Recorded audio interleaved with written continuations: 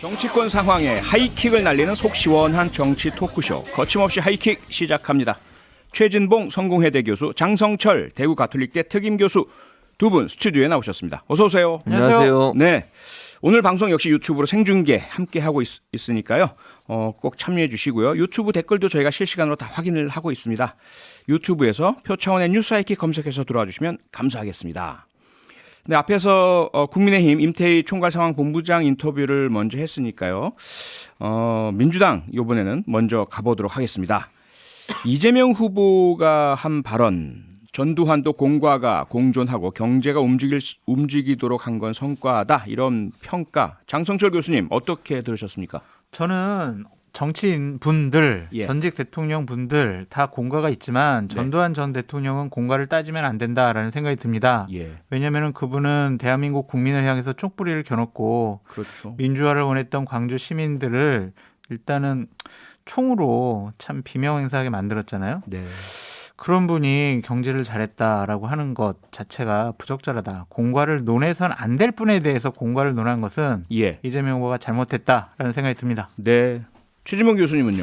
일단 그러니까 장 교수가 얘기했던 부분에 전체적으로 네. 저도 동의하는 부분이 있어요. 그러니까 전두환 씨는 사실은 뭐 공과가 있다 하더라도 그 예. 부분을 그렇게 부각하는 게 그렇게 바람직한 모습으로 보이지는 않습니다. 네, 다만 이제 그 이재명 후보도 분명히 그렇게 얘기를 했어요. 지금 뒷부분에 가면 뭐 국민이 맡긴 총칼로 국민의 생명을 해치는 행위는 어떤 이유로도 용서될 수 없다라는 부분은 분명히 밝혔고, 그 중에 일부인 이제 정치 문제를 경제 문제를 얘기했는데, 이게 3조라고 하는 것도 사실은 전두환 씨가 잘해서 한 건 아니에요. 외부적인 요인이 많이 작용을 했다고 발생한 저는 상황이죠. 그렇죠. 예. 이제 그런 상황들을 잘 관리했다는 건데, 네, 이제 그런 부분들에 대해서 이제 뭐 공이라면 공인데, 제가 볼 때는 공이라고 저는 뭐 보이진 않는데, 그런 부분들을 얘기한 것은 아무래도 이제 그 정서 그 지역의 정서도 일정 부분 고려한 것 같고, 예, 또 이제 본인의 어떤 실용주의적 어떤 그 모습, 이런 부분들을 좀 더 강조해서 얘기하고 싶었던 것 같아요. 네, 그러니까 어떤 형태로든 국민을 잘 살게 할 수 있는 일이라면 본인은 이념이나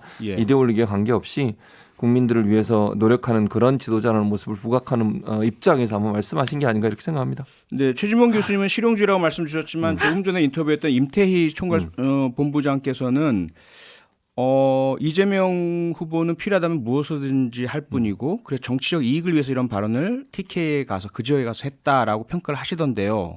어떻게 실용주의가 이런 설명입니까? 그러니까 실용주의라고 하는 게 뭐냐면, 예. 사실은 이제 경제 문제 같은 경우에는 네. 이게 정치적 이념과 관계없이 각각의 어떤 그 정권에서 할 수 있는 일 중에 잘한 부분이 있을 수 있는 거잖아요. 네. 근데 우리가 지금까지 정치인들을 보면 대체적으로 그 정치적 이념 때문에 어떤 한 대통령이 정치적으로 경제적으로 좋은 성과를 내도 그런 부분들을 부정하거나 아니면 인정하지 않은 부분들이 많이 있었어요. 예컨대 박정희 전 대통령 같은 경우가 예. 그런 케이스라고 저는 생각을 하거든요. 그리고 그런 부분들에 대해서 인정하는 것이, 아까도 제가 말씀드렸지만 이 전두환 씨 같은 경우에는 아주 적은 부분이라고 생각해요. 그게 많은 부분, 큰 부분이라고 생각하지 않고, 그런 차원에서 이제 실용주의를 저는 말씀을 드리는 것이고, 그러니까 다른 예를 들면 보수 정권에 있었던 대통령들이나 아니면 정치인들이 했던 역할과 아니면 활동 중에 네. 긍정적으로 평가할 수 있는 부분이 있다면 그것도 충분히 받아들일 수 있는 입장이라고 하는 부분들, 저는 그걸 이제 실용주의라고 얘기를 하는 것이죠.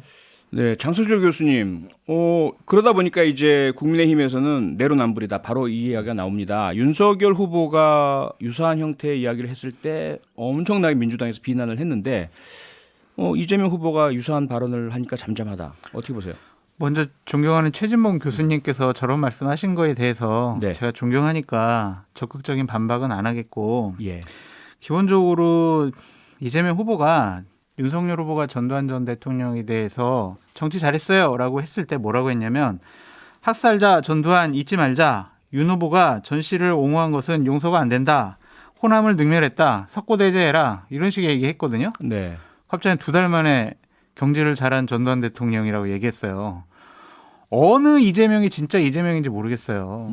그러니까 이 지역 가서는 이렇게 얘기하고 저 지역 가서는 저렇게 얘기하고, 네, 당시에 광주 가서 그 묘역에 있는 전두환 전 대통령 비석도 여러 차례 밟았잖아요. 입구에 깔려져 있죠. 네. 예, 예. 근데 지금 와서 뭐예요? 그거를 또 최진봉 교수님처럼 우리나라의 대표적인 학자분께서 실용주의라는 표현을 써서 옹호하는 듯한 모습을 표하는 것 자체가, 저는 제가 보수 우파 쪽에서 평론을 하고 있지만 상당히 듣기가 좀 거북했다라는 말씀을 드립니다. 반박을 안 한다니 적극적으로 반박을 하는군요. 그러니까 저는 이렇게 생각해요. 예. 지난번에 윤석열 후보가 얘기했던 것은 정치를 잘했다고 얘기를 했고요. 네. 이재명 후보가 후보가? 얘기한 경제 얘기를 한 거예요. 네. 정치는 아까 말씀드린 거 구테타라든지 아니면 실제 본인이 정치하면서 본인의 어떤 독재적인 모습을 보였던 이거하고 연관돼 있는 부분이잖아요. 네. 근데 경제는 독재하고 직접적인 연관은 없다고 봐요, 저는. 그러니까 경제적인 부분에 있어서 본인이 어떤 그 불이익을 가져간다거나 이런 부분에 있어서 비리나 문제는 있었지만 예. 그거를 정치를 잘했다고 얘기하는 거 경제를 잘했다고 얘기하는 관점이 다르다고 저는 보고요. 그런 차원에서 저는 얘기했다고 생각을 해요. 네. 근데 당시 경제가 네. 잘 됐다고 하시는데 제가 반박 안 하려고 참고 있었는데 네. 자꾸 저런 식으로 얘기하시면은요. 예. 전두환 전 대통령 시절에 네. 노동자들을 착취하고 고혈을 짰다라는 그런 표현을 많이 또 쓰시잖아요. 네. 그렇게 경제가 좋고 뭐 본인이 경제를 잘했으면 87년도에 왜 노동자 대투쟁이 일어났겠느냐. 그런 비판을 할 수가 있잖아요. 그러니까 저 자꾸 최진봉 교수님이 예. 저런 얘기 하시는 게 이해가 안 돼요. 나를 진짜. 그러니까 자꾸 공격을 하시는 제가 아까도 말씀드렸잖아요. 네. 경제의 아주 조그만 부분을 얘기한 거고 경제 전체가 잘했다고 얘기한 건 아니에요. 그러니까 지금 3조라고 하는 거 그게 제가 대외적 환경이라고 분명히 말씀을 드렸고 예. 그 당시에 경제 부분에 있어서 착취와 노동력 착취가 있었다고 제가 말씀을 드렸고 네. 그 부분은 아주 작은 부분을 얘기한 건데 아니, 기업들도 뭐 국제 상사라든지 여러 기업들을 망가뜨리고 그렇죠. 폐합시켜버리고 뺏어버리고 그렇죠. 엄청나게 횡포를 저질렀잖아요. 횡포를 저질렀죠. 예. 그래서 이제 이 부분 아까 제가 전제에 말씀을 드렸잖아요. 네. 그러니까 이게 뭐 저는 그렇게 긍정적으로 평가하는 부분은 아니지만 이제 예. 이재명 후보는 아마 그런 부분들을 고려해서 아마 작은 부분을 얘기한 건데 이게 논란이 네. 되고 있다고 저는 봐요. 아니, 전제가 좀 필요 없다고 생각이 들고 자꾸 저런 식의 옹호가 되면은 네. 일부의 학자들이 얘기하는 반일 종족주의에서 일본이 우리나라의 산업화를 좀 앞당겼다. 아하. 이러한 것과 뭐가 예. 다르냐 이거죠. 네. 그거는 기본적으로 전제할 필요도 없고 비교할 수도 없고 네. 공을 논해서는 안 된다라는 생각입니다. 논리의 비약이에요. 전제를 깐 게 알겠습니다. 아니고 제가 말씀드렸잖아요. 네. 이 조그만 한 부분만 얘기한 거지 전체의 경제를 얘기한 게 아니라고 말씀을 드렸고 반일 종족주의 이것과 무슨 연관이 또 연결시켜가지고 그렇게 얘기하는 것은 확대 해석이에요. 알겠습니다. 청취자 여러분께서 판단을 하실 거라고 보고요. 계속 논란이 이어지고 있으니까요. 다음 안건으로 좀 넘어가 볼까요? 그 유한기 전 성남도시개발공사 개발사업본부장 사망.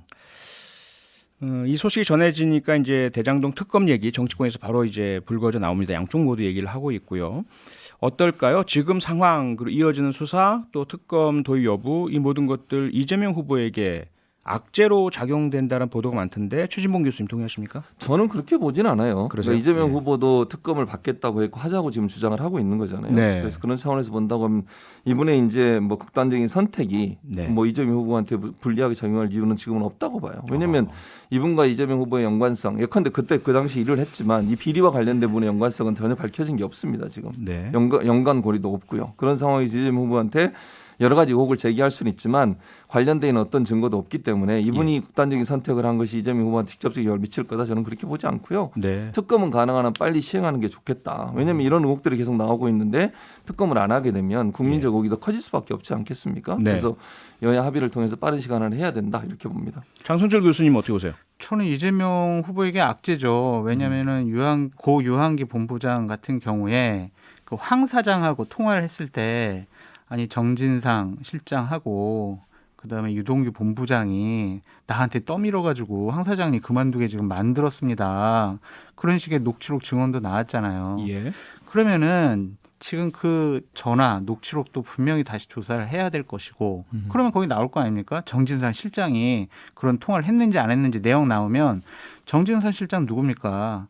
이재명 후보가 유일하게 얘기한 측근 중에 측근이에요. 정진상 정도가 돼야 내 측근입니다. 라고 본인 입으로 얘기했습니다. 네. 그럼 정진상 실장 고리가 나오면 이재명 후보가 이것을 시켰다? 용인했다? 보고받았다? 이런 추측할 수 있잖아요. 그럼 당연히 조사해야 될 것이고 이것이 유서가 또 이제 나오지 않았습니까? 네. 그 유서에 또 고 유한기 본부장이 무슨 얘기를 썼는지 공개적으로 좀 밝혀지고 수사해야 될 것 같은데 이런 것들을 다 묻은 거 보면 기본적으로 검찰은 수사 의지가 없다.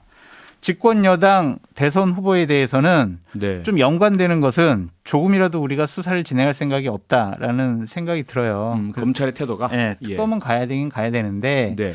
특검을 했을 때 예. 이재명 후보에게 유리한 부분이 하나도 없는 것 같습니다. 그래요. 그렇기 때문에 민주당에서 예. 좋아요. 그러면은 자기들한테 유리해요. 그리고 윤석열 후보에게 불리하고 윤석열 후보 팔 게 더 많아요. 네. 그럼 자기네들이 특검법안 내놓으면 되잖아요. 법사위 상임위에서도 3분의 2 의석 가지고 있고 본회의도 자기네들 법안 통과시킬 수 있잖아요. 예. 안 하는 이유가 뭡니까? 자기네들이 불리하니까 안 하는 거예요. 네. 이거는 결국에는 이재명 후보는 하겠다, 조건 없이 하겠다라고 하고 민주당은 안 하는 전형적인 이중 플레이다라고 말씀드립니다. 이중 플레이다. 최지봉 교수님. 그건 전혀 아니죠. 지금 아닙니까? 말을 일방적으로 얘기하는 건데 예. 특검법을 안 하겠다는 게 아니에요. 민주당도 하겠다고 얘기하고 있는 것이고요.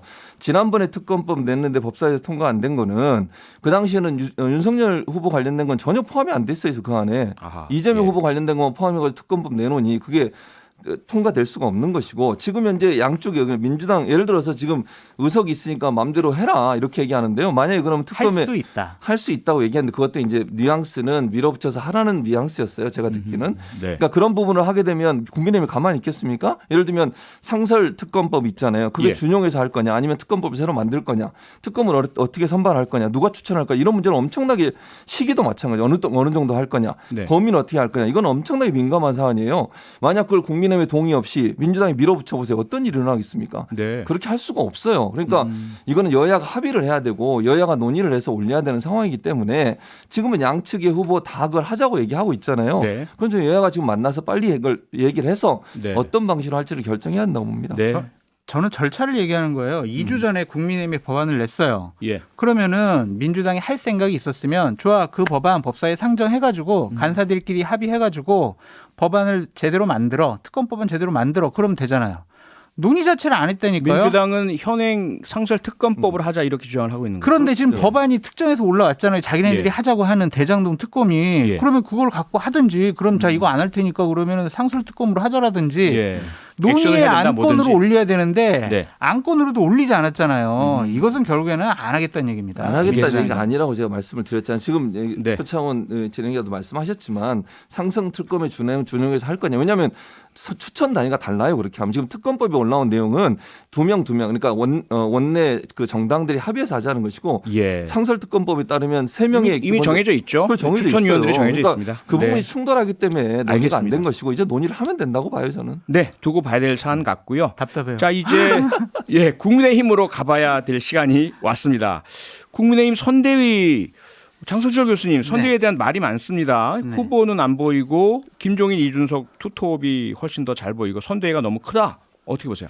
선대위가 크진 않아요. 왜냐면은 종적으로는 되게 단순한 선대예요. 총괄 선대위원장, 뭐 공동상임 선대위원장, 총괄 본부장, 네. 그다음에 각 직능별 본부장 이렇게 단순화돼 있어요. 예. 그러니까 횡적으로는 옆에 위원회가 빠져 있어가지고 그냥 진짜 선대위 자체는 그렇게 복잡하지 않고 단촐하다라는 생각이 들고 네.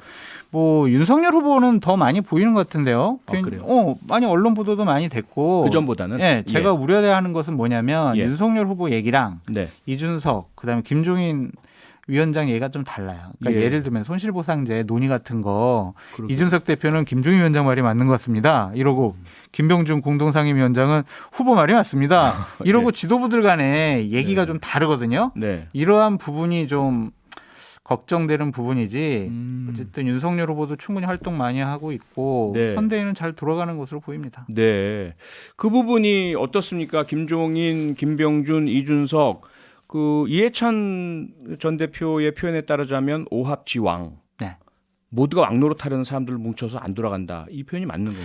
근데 민주당은 예. 그러한 총괄선대위원장 자체가 없어요. 음흠. 그렇기 때문에 민주당에서 국민의힘을 비판하는 것은 부러워서 비판하는 부러워서. 거다. 네. 위원장이란 구심점이 있으니까 예. 부러워서 비판하는 것으로 보여지고요. 네. 김종인 위원장은 손실보상에 대해서 예. 왜 논의를 하지 않냐면 이것이 추경이 편성이 되고 국회에서 심의를 거쳐가지고 대선 전에 자영업자들에게 지급이 되면 예. 결국에는 이재명 후보에게 득이 될 것이 도움이 아니냐. 네. 집권 여당에서 결심을 했기 때문에 된 것이 아니냐라고 생각할 거기 때문에 예. 이건 대선 끝나고 우리가 정권을 잡아서 네. 그다음에 하겠다라는 생각인 것 같습니다. 예. 최진봉 교수님. 네, 그러니까 지금 말씀하신 것처럼 지금 당장은 할 마음이 없는 거죠. 그러니까 백조원 얘기를 하긴 했는데 급해서 한 게 아닌가 하는 비판을 피할 수 없어요. 왜냐하면 그게 정권 잡고 할 것 같으면 지금 당장 얘기할 이유도 없었고 그런 부분에 있어서는 국민들이 볼 때 좀 신뢰성이 떨어질 수 있다는 생각이 들고 지금 장 교수는 그런 부분에 문제가 없다고 했지만 너무 언론에 이준석 대표나 김종인 위원장의 발언이나 모습들이 너무 많이 비춰져요. 네. 그리고 지난번에 뭐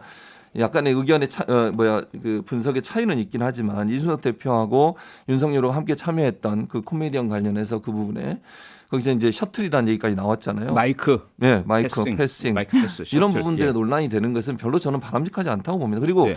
가능한 한 후보가 먼저 얘기를 하고 예. 부족하면 옆에서 도와주는 모습을 보여야 돼요. 네. 본인이 아무 얘기도 안 하고 넘겨버리면 예. 그 국민들이 볼 때는 후보가 과연 무슨 생각을 하고 있는지 그리고 사실 거기에 온 사람들은 이준석 대표의 말을 들으러 온 게 아니잖아요. 예. 윤석열 후보가 어떤 생각과 가치관을 갖고 있는지 하는 부분을 듣고 싶어 하는데 네. 그런 부분들이 많이 부각이 안 되는 것은 앞으로 이런 부분들이 잘 해결될 수 있을지 걱정된다는 모습이 보여집니다. 아니 그게 무슨 역할 간의 뭐 주도권 싸움이 아니라 예. 윤석열 후보가 잘 모르니까 그냥 옆에 넘긴 거지. 그걸 가지고 뭘 비판을 하세요. 그러니까 잘 몰라서 넘겼으니까 네. 아니, 그런 근데요. 모습이 국민들한테 안 좋게 보일 수 있다. 장 교수님 조금 전에 임태희 본부장께서는 네. 그거 악마의 편집이고 왜곡된 편집이다. 그것도 맞는 말이에요. 왜냐면 그래요? 오마이뉴스에서 팩트 체크를 했는데 예. 7가지 질문이 나왔는데 네. 5가지는 기본적으로 윤석열 후보가 답을 하고 2가지만 내 네. 당대표인 내가 했다. 아하. 이렇게 됐거든요. 예. 그러니까 그것도 악마의 편집은 맞긴 맞아요. 네. 하지만 그래도 뭐 2가지 사안에서는 모르니까 넘겼다 이 말씀이시잖아요. 그렇죠. 모르니까 본인이 할 넘기죠. 얘기가 없으니까 넘겼지 그러니까. 그걸 왜 근데 넘기겠습니까? 장 교수 말씀처럼 모르니까 넘기다 보니까 논란이 되는 것 같아요. 네. 자, 그러다 보니까 이재명 후보 또 민주당에서는 빨리 생방송이나 또 토론으로 붙자. 그래야 우리가 우세할 것이다. 자신만만하게 이야기를 하고요. 윤 후보가 응하지 않으니까 침대 축구다 이런 얘기를 하는데 장 교수님 어떠세요? 지금 세간에 어떤 농담이 있냐면은 예. 그러니까 정권 교체 여론이 높으니까 예. 윤석열 후보는 실수만 하지 않으면 된다. 음. 그래서 대략 2달 동안 겨울잠 자고 나와도 그래도 실수 안 하면 꼴짱. 그러면 이긴다라는 그러한 농담도 있거든요. 네. 본인이 불리하다고 생각을 하는 거죠. 이재명 후보는 TV 토론 잘하고 말씀 잘하시잖아요. 네. 그 사람이 잘하는 경기장에 가서 왜 경기를 합니까? 아하. 그냥 법정 한도 내에서의 3회만 하면 된다라고 네. 판단하는 것 같은데 예. 제가 참모라도 그렇게 하시라라고 할 것 같아요. 그게 맞다. 그게 맞는 전략이다. 그럼요. 최주봉 교수님 20초. 네. 네. 저는 맞지 않다고 봐요. 맞지 국민들이 않고요. 볼 때 그러면 대통령을 누가 하는 겁니까 대체? 나와야 된다. 대통령을 하는 사람이 직접 나와서 본인 얘기를 목소리를 내야 되고요. 국민들이 예. 판단할 수 있도록 네. 자질을 보여줘야 돼요. 능력도 보여줘야 되고 그런 부분들이 부족하면 네. 국민들은 사실 외면할 수밖에 없는 상황이 될 거라고 봅니다. 네. 오늘도 거침없는 정치 평론 해주신 최진봉 교수, 장성철 특임 교수 두 분 고맙습니다. 감사합니다. 평일 저녁 6시 5분에 여러분을 찾아갑니다. MBC 라디오 표창원의 뉴스 하이킥.